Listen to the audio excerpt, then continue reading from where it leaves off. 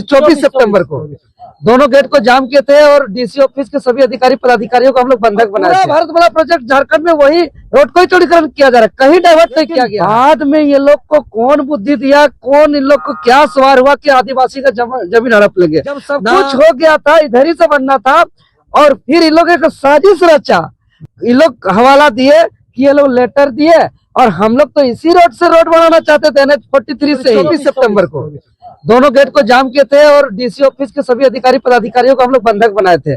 उसके बाद आज 7 अक्टूबर का हम लोग को वार्ता का तिथि मिला था और पूर्व निर्धारित कार्यक्रम के अनुसार आज हम लोग वार्ता के लिए आए और वार्ता में गुमला डीसी प्रेरणा दीक्षित मैडम के साथ साथ गुमला के इस क्षेत्र के एसडीओ साहब, क्षेत्र के सीओ साहब, थाना प्रभारी, NHI के डायरेक्टर, अधिकारी पदाधिकारी सबके उपस्थिति में रैयतों के बीच लंबी वार्ता हुई। लंबी वार्ता होने के बाद एक तो आज स्पष्ट हो गया कि भारत सरकार जो राष्ट्रीय राजमार्ग के गजट संख्या 3821 के आधार पर NH-43 को ही चौड़ीकरण करके भारतमाला प्रोजेक्ट को गुजारना था और पूरा भारतमाला प्रोजेक्ट झारखंड में वही रोड को ही चौड़ीकरण किया जा रहा है, कहीं डाइवर्ट नहीं किया गया है। लेकिन यह भी उसी के आधार पर गजट प्रकाशन हुआ, उसी के आधार पे माननीय मंत्री गडकरी जो ऑनलाइन शिलान्यास किए, उसी के आधार पे कुछ दूरी तक रोड भी बना। लेकिन बाद में ये लोग को कौन बुद्धि दिया, कौन इन लोग को क्या सवार हुआ कि आदिवासी का जमीन हड़प लेंगे। ना भूमि का अधिग्रहण किया गया, ना भूमि अधिग्रहण अधिनियम 2015 का धारा 11, धारा 19, धारा 37 किया गया, ना ही ग्राम सभा से सहमति लिया गया, जबकि यह शेड्यूल एरिया है। थोड़ा सा बहुत गंभीर मैटर है। कितना गुमला वासियों को कितना मूर्ख समझता है और कितना बेवकूफ बनाया गया है, समझिए। जब सब कुछ हो गया था, इधर ही से बनना था और फिर इन लोग एक साजिश रचा और कह रहा है कि लगभग 2022 की बात है, तत्कालीन जो सांसद जी थे सुदर्शन भगत जी और विधायक रामेश्वर उरांव जी, ये लोग हवाला दिए कि ये लोग लेटर दिए और हम लोग तो इसी रोड से रोड बनाना चाहते थे NH-43 से ही।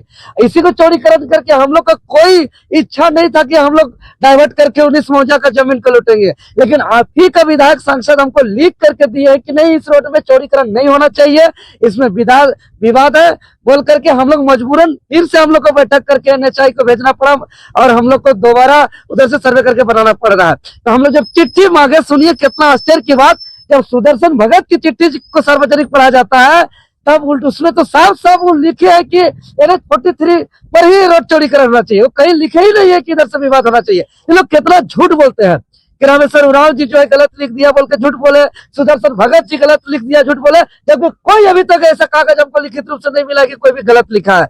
लेकिन NHI यहाँ मनगढ़ंत कहानी बना रहा है, इसलिए यह गलत तरीके से जमीन लूटा जा रहा है। इस जमीन को बचाइए, सबको एकजुट होकर के हम उस दिन भी कर रहे हैं, आज भी कर रहे हैं कि देवेंद्र नाथ महतो गुमला का जमीन को बचाने के लिए जरूरत पड़ेगा जान भी देगा, लेकिन गलत तरीके से 1 इंच जमीन को लूटने नहीं देगा। ये हम बार बार गुमला वासियों को कह रहे हैं। एक ही कह रहे हैं कि आप लोग एकजुट रहिए और कोई भी मुआवजा के लिए कोई पेपर जमा नहीं करिए, कोई भी एक मुआवजा नहीं लीजिए, कोई 1 इंच जमीन नहीं ले सकता। यही सपोर्ट करिए, सहयोग करिए, हम यही कर रहे हैं और हम यहाँ राजनीति करने नहीं आ रहे। फिर बात को दोहरा रहे हैं आज, फिर यहाँ के लोग तय करें किसको विधायक बनाना है, किसको सांसद बनाना है।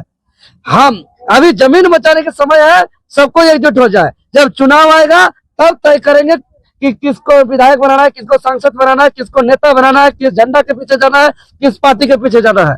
झारखंड खतरे में बता दे रहे हैं। अगर यहाँ डाइवर्ट होता है 14 मौजा के हजारों, 19 मौजा के हजार एकड़ जमीन लूटा जाएगा और यहाँ के हजार लोग बेघर हो जाएंगे, भूमिहीन हो जाएंगे, खानाबदोश हो जाएंगे। उसके लिए सर्टिफिकेट बनाने के लिए जमीन नहीं बचेगा और लोग हंसिये पे चल जाएंगे। यह दिन देखना पड़ेगा। क्या लगे कि NHI के द्वारा जो यहाँ के स्थानीय सांसद सुदर्शन भगत जी हुआ करते थे या वित्त मंत्री रामेश्वर उरांव जी थे, इनको भी जो है झूठा साबित किया जा रहा है। रिकॉर्डिंग होगा, हमको भी बोल दिया गया था, हम भी आश्चर्य किए थे, हम भी आक्रोशित करवा दी कि विधायक सांसद पूर्व मंत्री जी लिख दिए।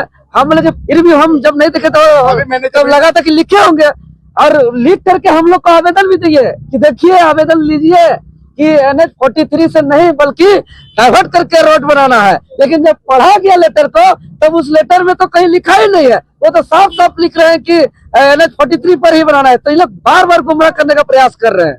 क्या